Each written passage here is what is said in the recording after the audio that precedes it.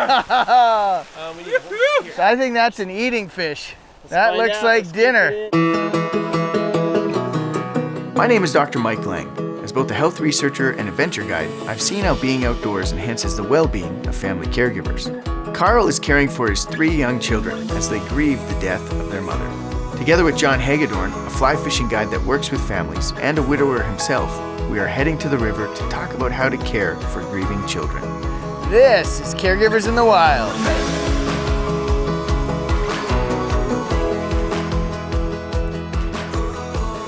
This is the net John has. That's Alaskan net right there. This is John's net. We'll take this that down one's tomorrow. ours. We're thinking positive.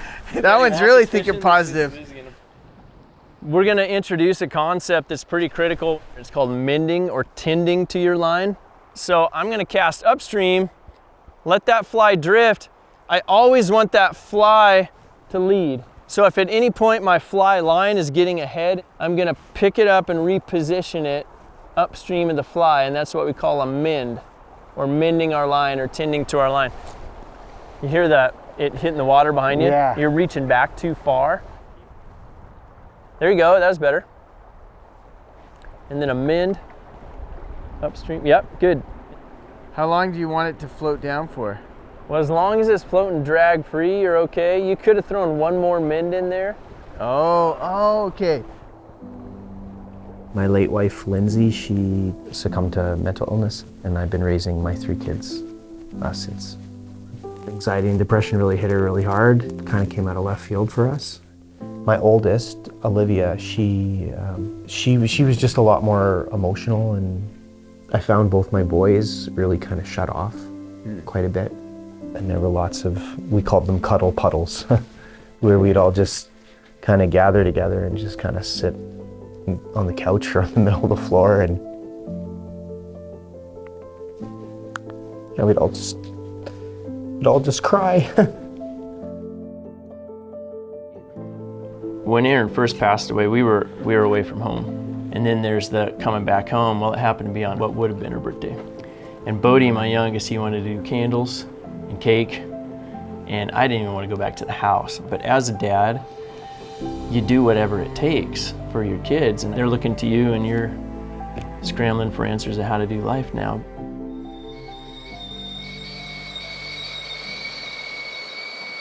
We'll start off with dry and see if we can get some to come up.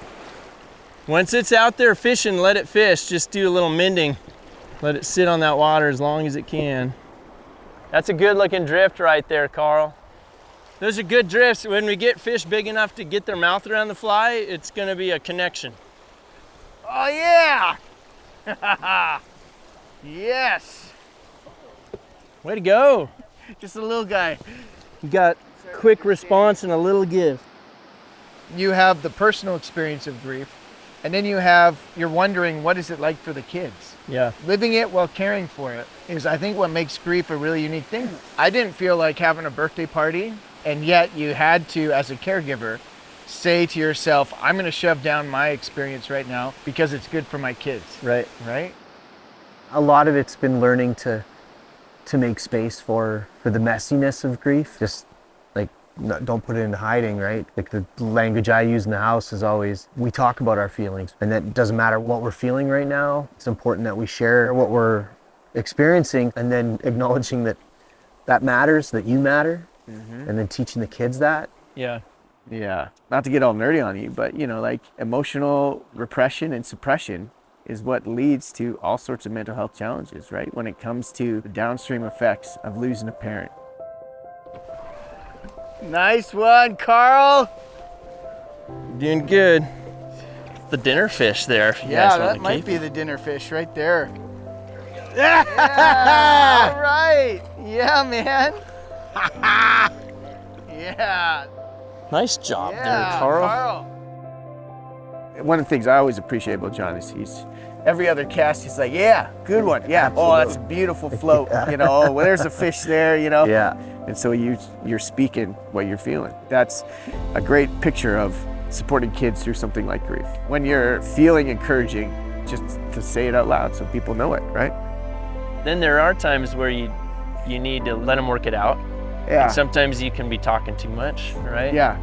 And that's a hard balance sometimes. Yeah. Okay, this is time for them to just cast and not shove too much into their Not give too much information. right at Yeah. one time until they're ready. As long as every time you open your mouth, it's 90% encouragement, 10% instruction, Yeah. you're always going to be winning as a dad. It's not that grief doesn't go away. It's always there, but it's maybe bump into it a little less. Yeah. And I need to keep tending to my line, my own, and my kids, because that's how we keep moving forward.